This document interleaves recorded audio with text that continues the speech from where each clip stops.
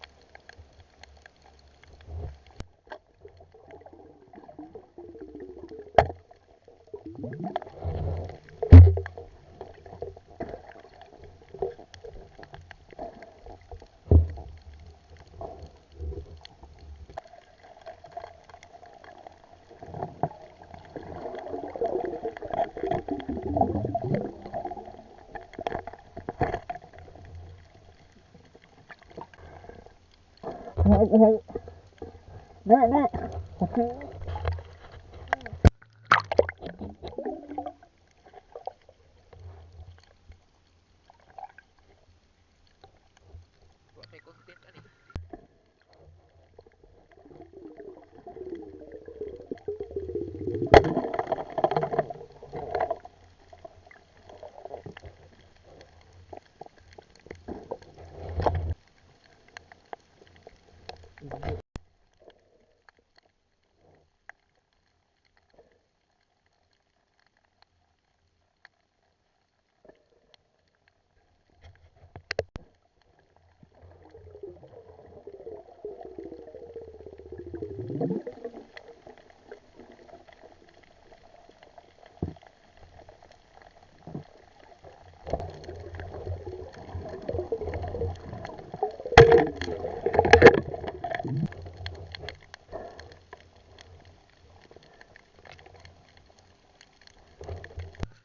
So and works, ito na mga kasamang nakaahon, si Ivan at si Boslog mga works.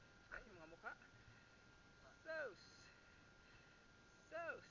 And good evening mga works, no? Maraming salamat pala sa Panginoon dahil safety kami nakauwi. And today is Saturday, August 5 mga works at exactly 10 p.m. So kakarating lang namin, galing kami nag-night spear fishing. Siguro around 2 hours po kami nag-dive. Doon kami sa Liluan, Southern Leyte, sa Anilao mismo na barangay. So doon kami nag-dive tonight mga works kasi dito sa amin medyo lumaki na naman yung alon. Naghabagat na naman uli mga works. Kaya eto, tingnan natin ang aking mga huli ngayong gabing ito mga works. Let's go! Ayan, kabraks, ang panibagong blessings na ibinigay sa akin ni Lord ngayong gabing ito. O, di ba? Ayan, meron tayong pugita, mga kabraks. Ang laking octopus na nito, mga kabraks. So, buhay na buhay pa. Nag-change color pa yan, mga kabraks. Siguro mga kiluhin, kabraks. And then, meron din tayong napakalaking bagulan or kwabutan, mga kabraks. Nasa mga kiluhin din. Tapos, may mga pusit lumot. Ayan, dalawa yung nakita ko, kabraks. Meron tayong baga-baga tawag sa amin mga kabraks. Ayun, parang ilaw siya tingnan. Masarap yung tinola, dalagang bukid at langget. So, yan lang lahat mga kabraks. Ang aking huli ngayong gabing ito. Alright.